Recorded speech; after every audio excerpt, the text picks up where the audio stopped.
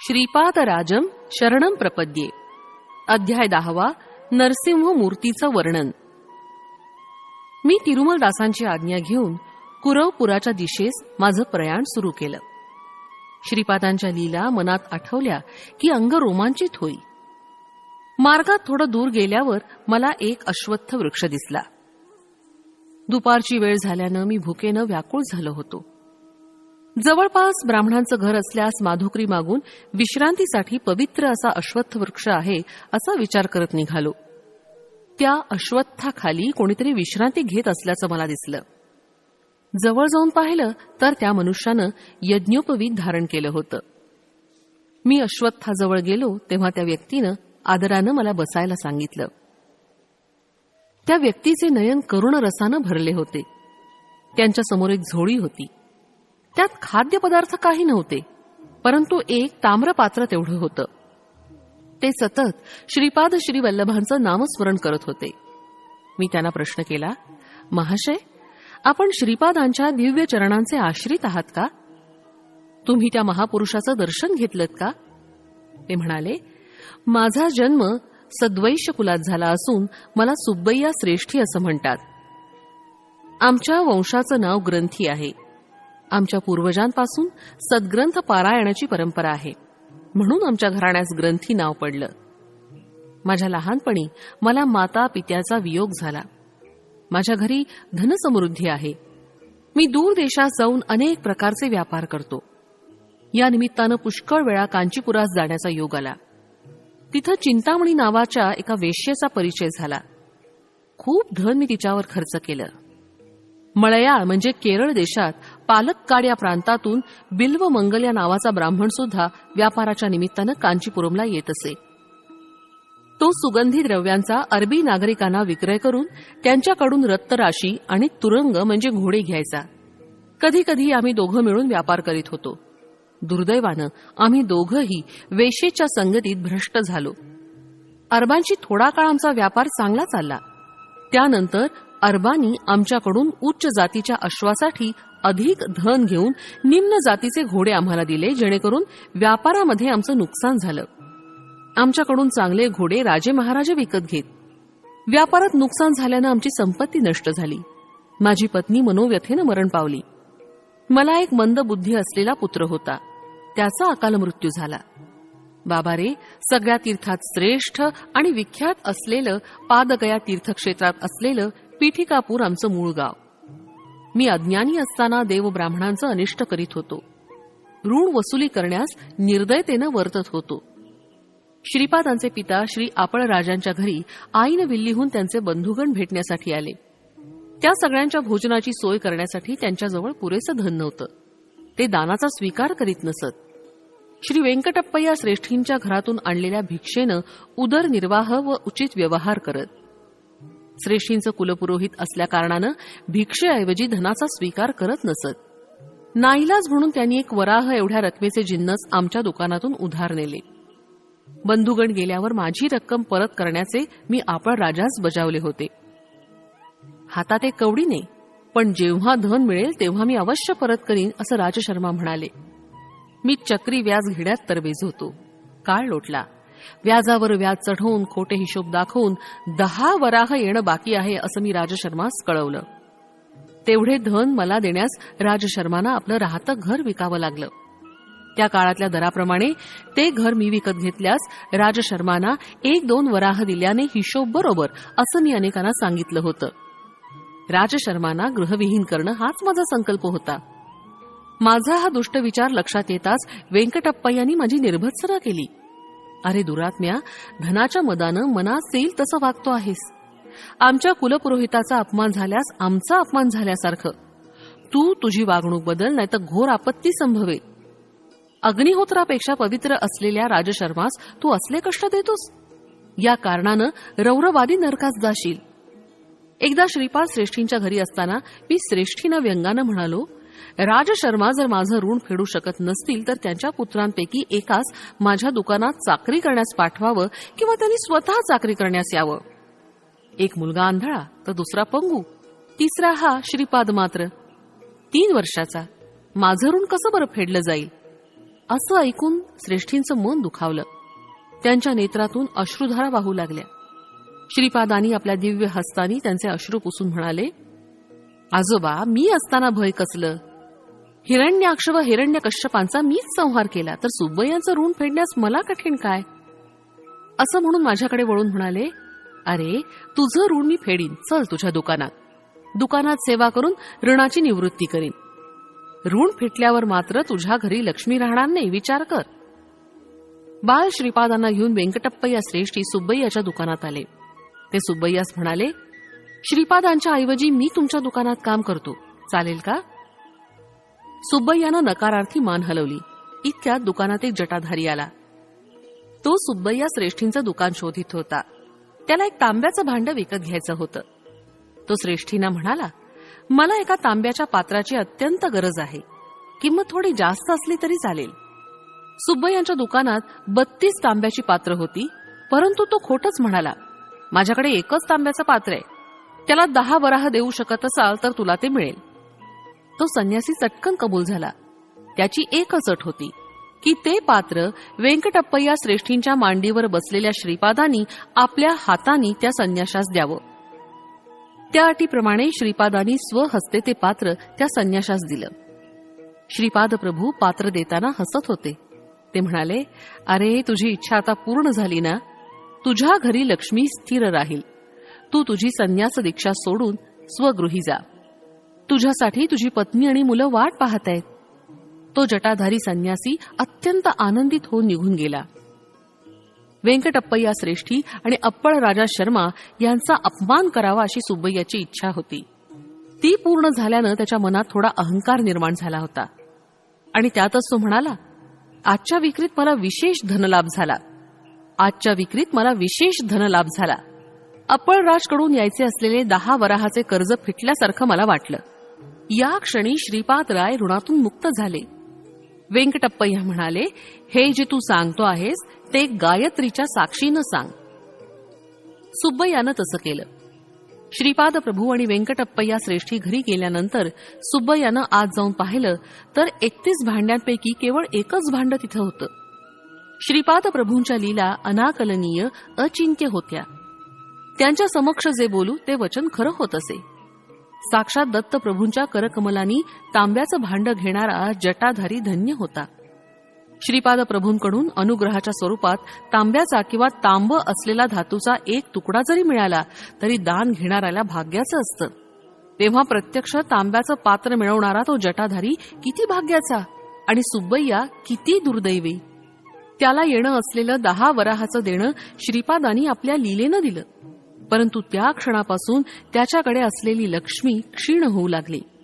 31 भांड्याच्या ठिकाणी केवळ एकच भांडं राहिलं होतं.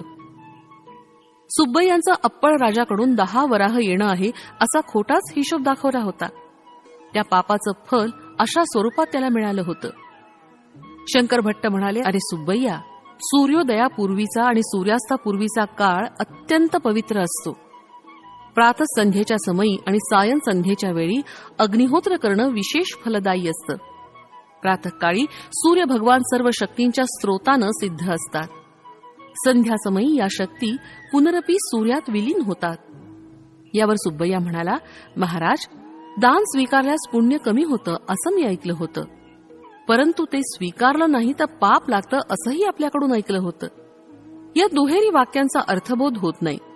तसंच श्रीपाद स्वामी श्री दत्तात्रेयाचे अवतार आहेत असं म्हणतात, तेच नरसिंह स्वामींचा अवतार, शंकराचा अवतार असं काही म्हणतात.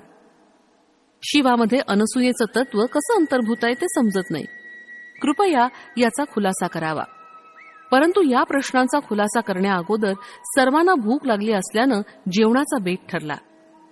आश्चर्याची गोष्ट अशी की त्या लहानशा जागेमध्ये एका तांब्याच्या भांड्याशिवाय दुसरं काहीच नव्हतं. 2 केळीची पानं सुब्बय्यानं आणली. शंकर भट्ट नदीवर जाऊन शुचिर्भूत होऊन आले. जेवणासाठी भात आणि दोडक्याच्या वरणाचा बेत होता. केळीची पानं जेवणासाठी घेतली आणि पळसाच्या पानांचे द्रोण तयार केले. त्या जटाधारी संन्याशानं डोळे मिटून क्षणभर ध्यान केलं आणि जवळच्या तांब्याच्या पात्रातून द्रोणात पाणी टाकलं. त्यानंतर त्याच भांड्यातून दोडक्याचं चवदार वरण वाढलं आणि नंतर भात वाढला. ते अमृतासमान जेवण करून आम्ही तृप्त झालो. रिकाम्या भांड्यातून प्रथम पाणी आणि नंतर अन्न येणं हा एक दैवी चमत्कारच होता. भोजनानंतर ते भांडं रिकामच होतं. शनिवार प्रदोष समयी केलेल्या शिवार्चनाचं फलित. श्रीपाद स्वामी सकल देवता स्वरूप आहेत. शनिदेव कर्मकारक आहेत. ग्रहांमधील छायाग्रह राहू केतूतील राहू शनीमुळे फल देतो. केतू मंगळामुळे फल देतो. कर्मकारक असणारा शनी कर्मसाक्षी असणाऱ्या सूर्याचा पुत्र असल्यानं शनिवारची सायंकाळ शक्तिमान असते. चतुर्थी आणि त्रयोदशी राहूच बलवान असतात. शनी त्रयोदशीच्या महापर्व काळात सायंकाळी शिव आराधन केल्यास मानवाच्या पूर्वजन्मात केलेल्या पापांचं फल नष्ट होतं. श्रीपाद श्रीवल्लभांचा अवतार मंगळ ग्रहाच्या चित्रा नक्षत्रावर झाला असल्यानं या नक्षत्रावर श्रीपाद प्रभूंची पूजा केली असता सर्व ग्रह दोषांचं शमन होतं. युद्ध, आपदा, शस्त्रास्त्रांनी येणारा अकाल मृत्यू, ऋणग्रस्ततेतून उद्भवणारी संकटे यांचं कारण मंगळ ग्रह असतो. चित्रा नक्षत्रावर किंवा मंगळवारी श्रीपाद स्वामी अरुण वर्णाप्रमाणे प्रकाशमान होतात. कर्ज म्हणजे पाप, अऋण म्हणजे पाप नसणारा अर्थात पापरहित. त्या दिवशी श्रीपाद प्रभू साक्षात अरुणाचलेश्वराचं रूप असतात. वेंकटप्पय्या श्रेष्ठी, नरसिंह वर्मा आणि बापनार्युलू शनी प्रदोषाच्या दिवशी शिवाराधनेत सहभागी होत. त्या दिवशी अप्पळराज शर्मा यांनी सुद्धा मोठ्या श्रद्धाभावानं त्या आराधनेत भाग घेतला होता. अखंड लक्ष्मी सौ सुमती महाराणी शिवस्वरूपातील अनसूया महातत्वाचं ध्यान करीत असे. त्या महातपाचं फलस्वरूप म्हणून श्रीपाद स्वामींचा अवतार झाला. या कारणानं वेंकटप्पय्या श्रेष्ठी, नरसिंह वर्मा अथवा बापनार्युलूकडून धन स्वीकारलं ते दान होत नाही, परंतु त्यांच्याकडून धन न स्वीकारल्यास महापाप आहे असं श्रीपाद स्वामी आपल्या पित्यास न बोलता सांगू इच्छित होते. श्रीपाद प्रभू सकल देवतांचं स्वरूप आहे. सर्व देवतांच्या अतीत असणारं हे महान तत्व आहे. त्यांचं दर्शन, स्पर्श आणि संभाषण ज्या भाग्यवंतांना लाभलं ते धन्य होत. श्रीपाद वल्लभांच्या असाधारण लीलेनं त्यांनी आपल्या पित्यास ऋणमुक्त केल्याची वार्ता पिठिकापुरम गावात दावनालासारखी पसरली. 3 वर्षाच्या श्रीपादांनी अप्पळ राजूंना ऋणमुक्त केल्यानं त्यांच्या नेत्रातून पुत्रस्नेहानं अश्रुधारा वाहू लागल्या. महाराणी सुमती आपल्या पुत्रास हृदयाशी कवटाळून कितीतरी वेळ तन्मय अवस्थेत होती. यावेळी त्यांच्या घरी वेंकटप्पय्या श्रेष्ठी, नरसिंह वर्मा, बापनार्य आणि सुब्बय्या आले होते. सुब्बय्यानं सर्व वडीलधाऱ्या मंडळींसमोर श्री राजशर्माचं ऋण फिटलं असं सांगितलं. यावर श्रीपाद प्रभू म्हणाले, पित्याला ऋणमुक्त करणं पुत्राचा धर्मच असतो. कोणीतरी जटाधारी येऊन 10 वराह देऊन तांब्याचं भांड घेऊन गेला, त्यामुळे माझं कर्ज कसं फिटलं असं राजशर्मांनी विचारलं. अशा प्रकारे अनेक रसपूर्ण क्रिया प्रतिक्रिया झाल्या. बापनार्युलूंनी श्रीपादांना विचारलं की ते जटाधारी संन्यासी कोण होते तुला माहितीये का? यावर श्रीपाद म्हणाले, त्या जटाधारीबद्दलच नाही तर सगळ्या जटाधारी संन्यासांबद्दल मी जाणतो. श्रीपाद स्वामी कोण आणि त्यांचं स्वरूप? बापनार्युलू श्रीपादांना म्हणाले, तू 3 वर्षाचा बालक आहेस, परंतु मोठ्या माणसासारखा बोलतोयस. सर्वांबद्दल माहिती असावयास तू सर्वज्ञ आहेस काय? यावर श्रीपाद म्हणाले, मी 3 वर्षाचे असं तुम्हाला वाटतं, परंतु मला तसं वाटत नाही. माझं वय अनेक लक्ष वर्षाचं आहे. मी या सृष्टीच्या पूर्वी होतो, प्रलयानंतर सुद्धा राहणार आहे. सृष्टीच्या निर्मितीच्या वेळी मी होतो. माझ्याशिवाय सृष्टीची उत्पत्ती, स्थिती आणि लय होऊ शकत नाही. मी साक्षीभूत होऊन सर्व व्यवहारांचं अवलोकन करतो. यावर बापनाचार्युलू म्हणाले, श्रीपादा, लहान मुलांनी आपण चंद्रमंडळात आहोत असा केवळ विचार केल्यानं आपण चंद्रमंडळात असतो असं नाही. प्रत्यक्ष अनुभव असायला हवा. सर्व ज्ञान, सर्व व्यापकत्व, सर्व शक्तितत्व हे केवळ जगन्यंत्याचं लक्षण आहे.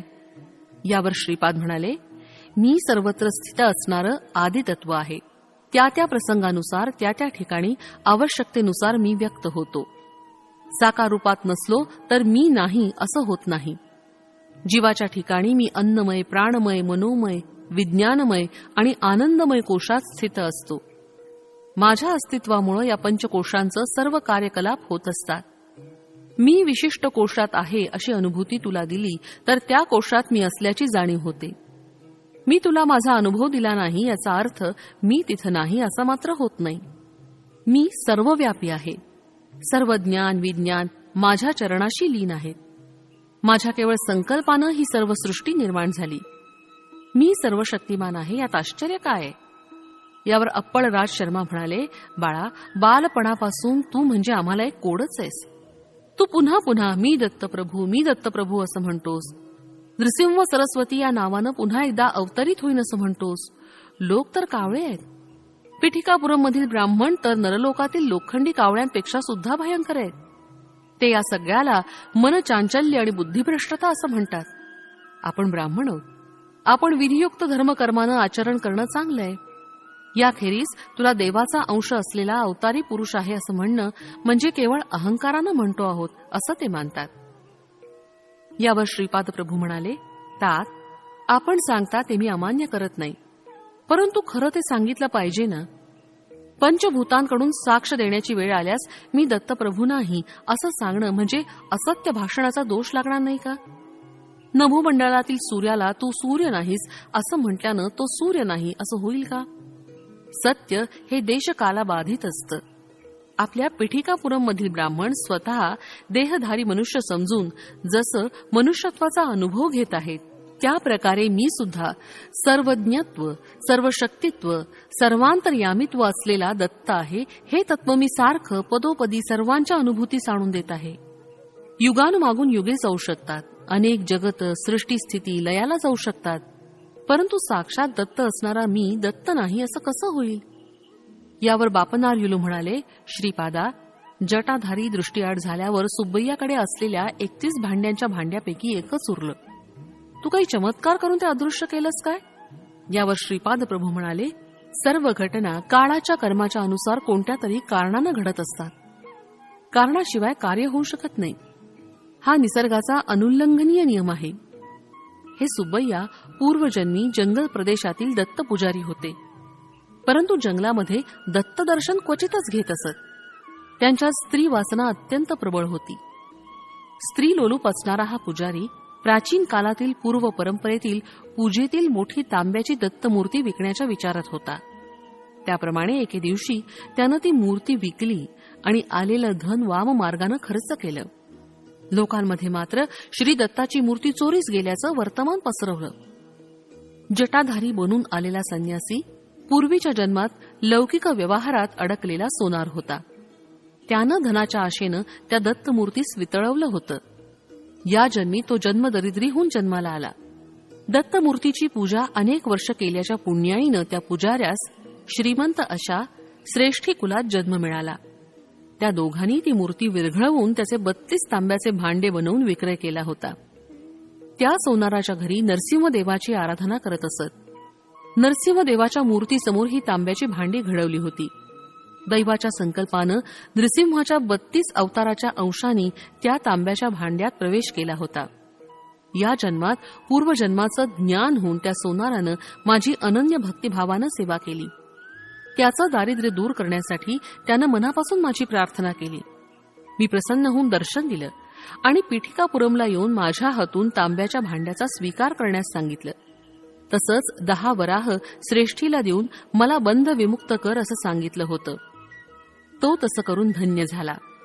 त्याची आर्थिक समस्या दूर होण्याचा त्याला मी आशीर्वाद दिला होता. त्याच्या देणेदाराचा त्रास चुकवण्यासाठी त्यानं जटाधारी संन्याशाचा वेश घेतला होता. मला जटाधारीबद्दल सर्वच माहिती आहे ना. हा सुब्बय्या श्रेष्ठी आमच्या कुटुंबाकडून खोटेपणानं 10 वराह वसूल करून घेणार होता.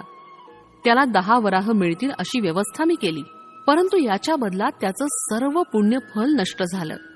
हे सुब्बय्या, चिंतामणीबरोबर तू केलेले तुझे सर्व शृंगार चाळे मला माहिती आहेत. तुझी कथा माझ्या कथामृतात हास्यास्पद होईल. तू झोळी घेऊन लहान मुलांना लागणारे खाण्याचे पदार्थ विकून आपला उदरनिर्वाह चालवशील.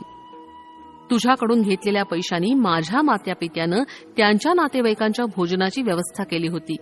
तुझ्यापेक्षा जास्त मला वाण्याचा हिशोब समजतो. जेवणातील वरण भात आणि दोडक्याची भाजी करण्यातच तुझे पैसे संपून गेले होते. बाकीच्या खर्चासाठी माझ्या वडिलांच्या कष्टाचे पैसे खर्च झाले होते. तुला अन्नान्न दशा आली म्हणजे तुझ्याकडे असलेल्या तांब्याच्या पात्रातून तुला पाणी, वरण भात आणि दोडकेच प्राप्त होतील. ते तू खाऊन इतरांना खाऊ घालण्यात इतपतच मिळतील. असं श्रीपाद प्रभू तीव्रतेनं म्हणाले. श्रीपाद प्रभूंचं मुखमंडल दिव्य प्रखर तेजस्वी असं दिसत होतं. त्यांचे डोळे अग्नीच्या गोळ्यांप्रमाणे लाल दिसत होते. ते पुढे म्हणाले, ए सुब्बय्या श्रेष्ठी, आज रात्री तुझ्या घराच्या दक्षिण दरवाजाजवळ एक म्हैस येईल. तुझा अंतकाळ जवळ आल्याचं तुला कळावं यासाठी यमधर्मराजानं पाठवलेला तो निरोप आहे. मी तुझ्यावर एक अनुग्रह करीत आहे. तू स्वतःच्या हातानं स्वयंपाक करून दोडक्याचं वरण आणि भात त्या म्हशीला खाऊ घाल. त्या म्हशीची ही एकच इच्छा तू पूर्ण कर. ते अन्न खाल्ल्यावर तुझ्याऐवजी ती म्हैस मरून जाईल, परंतु त्या क्षणापासून तू खूप गरीब होत जाशील. तू झोळी घेऊन मी सांगितलेलं काम कर. त्यानंतर तुझी अन्नान्न दशा झाल्यावर मी अनुग्रह केलेल्या तांब्याच्या भांड्याचा तुला उपयोग होईल, असं कडक शब्दात श्रीपाद प्रभू म्हणाले. त्यावेळी व्यंकटप्पा श्रेष्ठी रागात असलेल्या श्रीपादांना पाहून भयभीत झाले.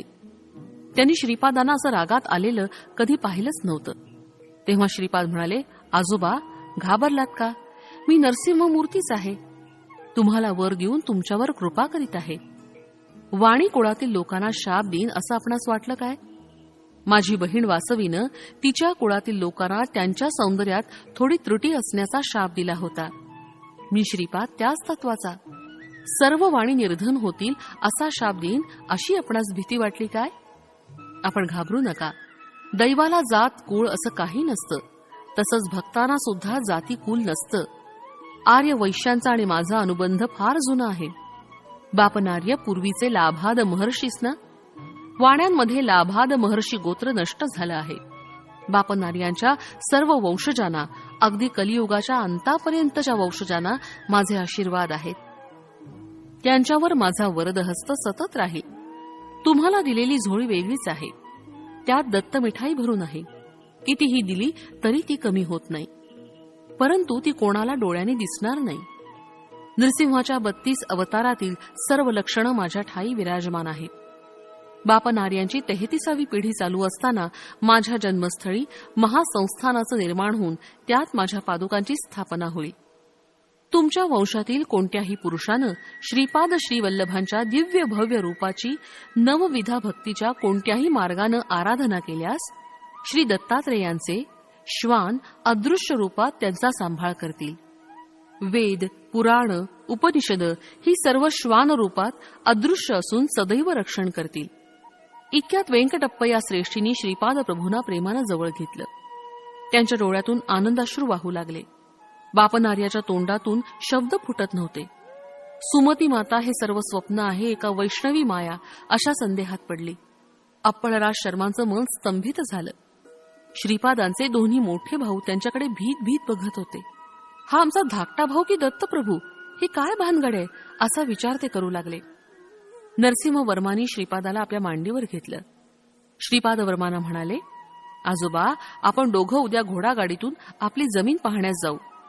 तेथील भूमाता मला कित्येक दिवसापासून तुझ्या पादस्पर्शानं मला पवित्र केव्हा करणार अशी आर्ततेनं प्रार्थना करते आहे. आर्तत्राणपरायण हे माझं वचन आहे. तेव्हा वर्मा म्हणाले, अरे श्रीपादा, माझं एक छोटं सांगणं आहे. आपल्या पीठिकापुरमजवळ आमची जमीन आहे ना, तिथंच एक छोटं गाव वसून तेथील लोकांकडून शेती करून घ्यावी. गावकऱ्यांना कमी पैशात शेती कसायला देऊन जमीनदारीचा व्यवहार पाहण्यासाठी तुझ्या वडिलांना कुलकर्णी पद द्यावं असा माझा विचार आहे. परंतु सध्या हे कुलकर्णी पद आपल्याकडे नाही ना. यावर श्रीपाद हसून म्हणाले, आजोबा, तुम्ही तुमच्या जमीनदारीचा विचार केला, परंतु माझ्या जमीनदारीचा विचार नाही केलात. हे मला मान्य नाही. अगोदर वडिलांना कुलकर्णी पद करा म्हणावं, त्यानंतर तू कुलकर्णी पद सांभाळायचं आहे असं वर्मा म्हणाले.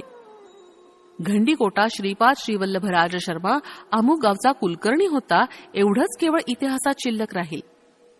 जे कुलकर्णीपण मी करणार आहे ते विश्वात्मक आहे. माझे हिशेब मला आहेत. दररोज कोट्यावधी पुण्यराशींची उलाढाल होताना दिसत आहे. माझ्या अवताराचं प्रयोजन विश्वकुंडलिनीला हलवून टाकायचं आहे. मानवात असल्याप्रमाणे गावाला, शहराला, पुण्यक्षेत्रांना सुद्धा कुंडलिनी असते. सांध्र सिंधुवेद याचं ज्ञान ज्यांना आहे अशांनाच अवगत होऊ शकणारं हे योग रहस्य आहे. पीठिकापुरमची कुंडलिनी बापनार्युलू, व्यंकटप्पय्या श्रेष्ठी आणि वत्सवाई यांच्या 33व्या पिढीमध्ये जागू शकते आत्ताच काय घाईये? दैववशानं तुम्हाला लाभलेल्या या महापुण्य काळातील प्रत्येक क्षणाचा सदुपयोग करून घ्यावा. श्रीपाद प्रभूच्या या वक्तव्यानंतर त्यांनी पीठिकापुरमला कायमचं राहावं असा नरसिंहवर्मांनी प्रयत्न केला होता. श्रीपाद प्रभूंचं वैभव. माझ्यात अज्ञान जवळजवळ भरलेलं आहे. श्रीपाद श्रीवल्लभ, मी स्वतः श्रीकृष्ण आहे असं म्हणत त्यावेळी सामान्य लोकांना ते हास्यास्पद वाटे. त्या अज्ञानातूनच मी प्रश्न केला, श्रीपादा, तू स्वतःला श्रीकृष्ण म्हणवतोस, तर अष्टभार्या 16 सहस्त्र गोपिका सुद्धा या अवतारात आहेत का? यावर मंद हास्य करून श्रीपाद प्रभू म्हणाले, माझ्या अष्टविधा प्रकृतीच अष्टभार्या आहेत. या माझ्या शरीरातून दशदिशांमध्ये शक्ती स्वरूप असणारी स्पंदनं क्षणाक्षणाला प्रवर्तित होत आहेत. अशा प्रकारे प्रत्येक क्षणाला एका एका कलेमधून शरीर, मन आणि आत्मतत्वातून या माझ्या शरीरातून दशदिशांमध्ये शक्ती स्वरूप असणारी स्पंदनं क्षणाक्षणाला प्रवर्तित होत आहेत. अशा प्रकारे प्रत्येक क्षणाला एका एका कलेमधून शरीर, मन आणि आत्मतत्वातून 10 × 10 × 10 बरोबर 1000 स्पंदनं प्रवर्तित होतात. अशा प्रकारे 16 कलांमधून एकूण 16,000 स्पंदनं प्रवर्तित होतात. याच माझ्या 16,000 गोपिका आहेत. पूर्वावतारात त्या सर्व कला मानव रूपात आविर्भूत झाल्या होत्या. या अवतारात त्या सगळ्या निराकार रूपात स्पंदनशील आहेत. विविध देवतांद्वारा माझी पूजा आराधना करण्यात काहीच चूक नाही. ही माझीच आराधना आहे. माझ्यातील शिवस्वरूप, विष्णुरूप आणि ब्रह्मस्वरूप यांची आराधना करता येते. याप्रमाणे विविध देवतांमधील स्वरूपाची आराधना करू शकता. वेगवेगळ्या साधन पद्धती, साधकाच्या विविध साधनावस्था, काल, कर्म, कारण या अनेक जीवांच्या अवस्थांवर प्रभाव टाकीत असतात. नरसिंहाची 33 रूप. नरसिंह राजवर्म्याला त्या रात्री नरसिंहानं 33 रूपात दर्शन दिलं होतं. ती रूप अशी: कुंदपाद नरसिंहमूर्ती, ओप नरसिंहमूर्ती, दिव्य नरसिंहमूर्ती, ब्रह्मांड नरसिंहमूर्ती, समुद्र नरसिंहमूर्ती, विश्वरूप नरसिंहमूर्ती, वीर नरसिंहमूर्ती, रौद्र नरसिंहमूर्ती, क्रूर नरसिंहमूर्ती, बिभित्स नरसिंहमूर्ती, धूम्र नरसिंहमूर्ती, वन्ही नरसिंहमूर्ती, व्याघ्र नरसिंहमूर्ती, बिडाल नरसिंहमूर्ती, भीम नरसिंहमूर्ती, पाताळ नरसिंहमूर्ती, आकाश नरसिंहमूर्ती, वक्र नरसिंहमूर्ती, चक्र नरसिंहमूर्ती, शंख नरसिंहमूर्ती, सत्व नरसिंहमूर्ती, अद्भुत नरसिंहमूर्ती, वेग नरसिंहमूर्ती, विदारण नरसिंहमूर्ती, योगानंद नरसिंहमूर्ती, लक्ष्मी नरसिंहमूर्ती, भद्र नरसिंहमूर्ती, राज नरसिंहमूर्ती, वल्लभ नरसिंहमूर्ती. यानंतरच्या 30वे नरसिंहमूर्ती म्हणून श्रीपाद वल्लभांना पाहिलं. 31व्या अवतारात श्री नृसिंह सरस्वती अवतारात आणि 32व्या नरसिंहमूर्ती रूपात प्रज्ञापूरचे अक्कलकोटचे स्वामी समर्थ यांना पाहिलं. श्रीनिवासांचा वृत्तांत. कन्या मासामध्ये श्रावण नक्षत्रावर द्वादशीच्या दिवशी सोमवारी सिद्धयोगावर श्री व्यंकटेश अर्च स्वरूपात प्रकट झाले. वैशाख शुद्ध सप्तमीला विलंबी नाम संवत्सरामध्ये त्यांनी कुबेराकडून धनसहाय्य घेऊन ऋणपत्र लिहून दिलं. श्री पद्मावती देवी मृगशिरा नक्षत्रावर जन्मली, तर श्रीनिवास श्रवण नक्षत्रावर अवतरले. वैशाख शुद्ध दशमीला उत्तरा फाल्गुनी नक्षत्रावर श्रीनिवासांचा पद्मावती बरोबर विवाह संपन्न झाला. श्रीनिवास प्रभू सुद्धा भारद्वाज गोत्रामध्ये अवतरले. पांडवांच्या वंशातील सुधन्वाला नागकन्येद्वारा झालेला पुत्र आकाश महाराज, याचा भाऊ तोंडमान, वसुधानू हा आकाश महाराजांचा मुलगा. श्रीनिवास प्रभूंनी अगस्ती महर्षींच्या सल्ल्यानुसार अर्धराज्य तोंडमानला दिलं आणि अर्धराज्य वसुधानूला वाटून दिलं. त्या रात्री त्या सर्वांनी श्रीपाद प्रभूंच्या दिव्य नामाचं संकीर्तन केलं. दुसऱ्या दिवशी श्रीपादाच्या आश्चर्यकारक लीलांचं वर्णन सांगण्याचं आश्वासन देऊन सुब्बय्या श्रेष्ठी जवळ असलेल्या कुटीमध्ये शंकर भट्टास घेऊन गेले. त्या कुटीत 2 ताडपत्रीच्या चटया होत्या. 4 कुत्रे त्या कुटीचं रक्षण करत होते. श्रीपादांच्या स्मरणानं प्राप्त होणारं फळ. श्रीपाद प्रभूंच्या हृदयंगम लीलांच्या केवळ स्मरण मात्रानं अनेक जन्मातील साठलेल्या पापांच्या राशी भस्म होऊन जातात. श्रीपाद श्रीवल्लभांचा जय जयकार